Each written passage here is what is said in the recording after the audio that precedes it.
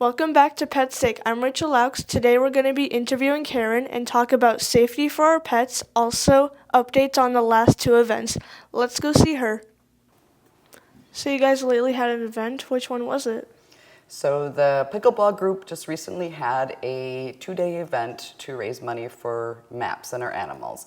So what they did is they put on an event and then they donated the proceeds to the animals here. So that really helps us to free up our time so that we can take care of our animals here. They donated $4,500, which was really a nice amount that can be provided for different things here at MAPS, like spaying and neutering our pets, and sometimes, even to keep the lights on, we have to pay our utilities. So when somebody else does that for us, it's really helpful. Would you say this was a very successful? I think it was very successful for $4,500, and we didn't have to do a whole lot of work. That is very successful, and they are going to be hosting that again next year. Would you say Pets for Pets was successful too?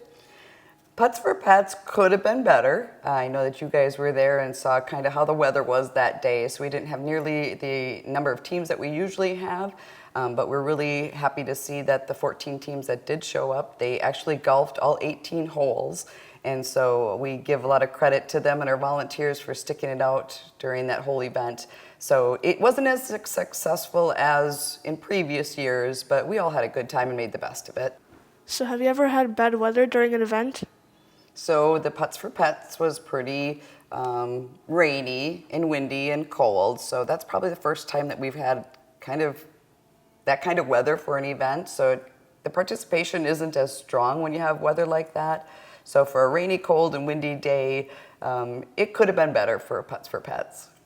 So during this time of year, lots of pets die from heat stroke from being left in cars by their owners, and we're going to talk about some safety tips on how to keep your pet safe throughout the heat.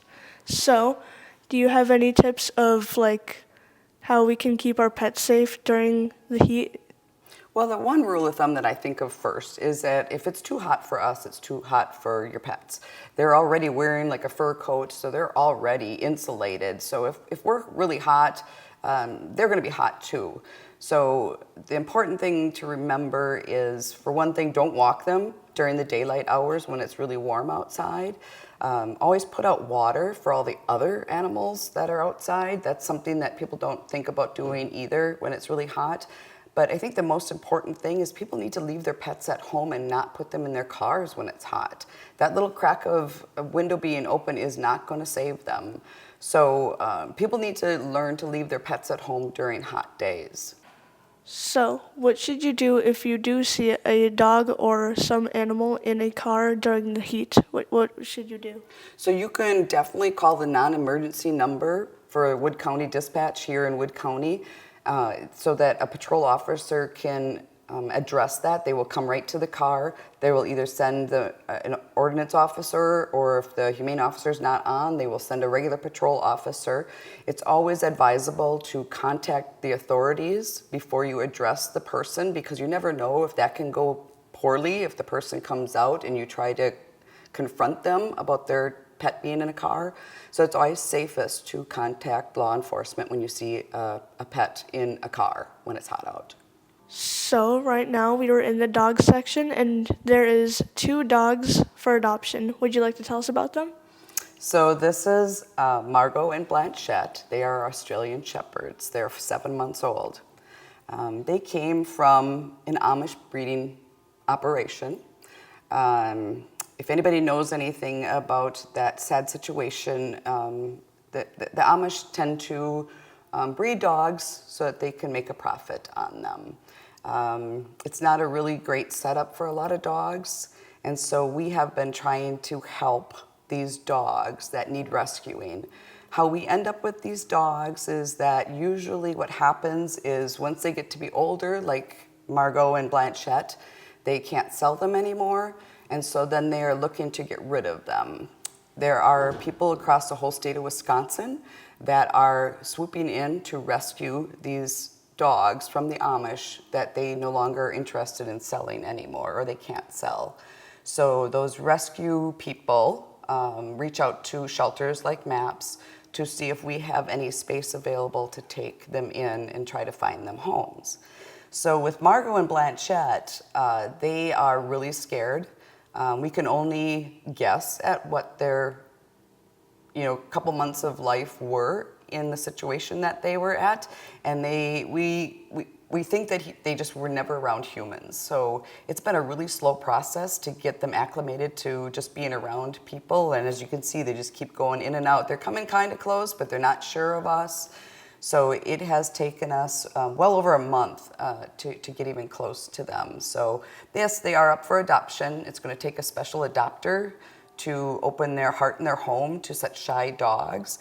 But we're hoping that there's somebody out there that's willing to take on these beautiful ladies and see if they can acclimate them to their home. They will, get used to humans eventually, but it's going to take time. Do you think that they've improved at all? They have improved. So last Friday, we took them out to a doggy daycare. I had to put them in my car, and I had to take them out of my car. And so they got used to doing that. They got used to the humans out there, the new humans at the doggy daycare, and they got to play with dogs. So every little thing that is new to them is a good experience because they learn from that. By the time I picked them up that day, they actually jumped in my car and I didn't have to pick them up and put them in there. So every little thing is an improvement, just spending time with them. Do you guys have any other pets up for adoption? Any cats? So we do have cats up for adoption. Physically here at the shelter, we don't have as many cats right now. We have around 70 animals in our care right now, and around 35 to 40 of them are cats and kittens in foster homes. So we have 8 active foster homes, and that means that people open up their homes to take care of these mamas and these kittens until they're big enough to come back to the shelter, which is usually around 2 months. So right now we're trying to coordinate just about what time we think they're going to be ready to come back and they're going to be old enough for surgery, and then try to facilitate bringing those cats back to the shelter. But it makes no sense to keep little kittens at the shelter. They're more susceptible to getting sick from being here because their immune system is compromised, and they can't have surgery until they're at least 2 pounds anyways. So there are quite a few of our kittens in foster homes right now.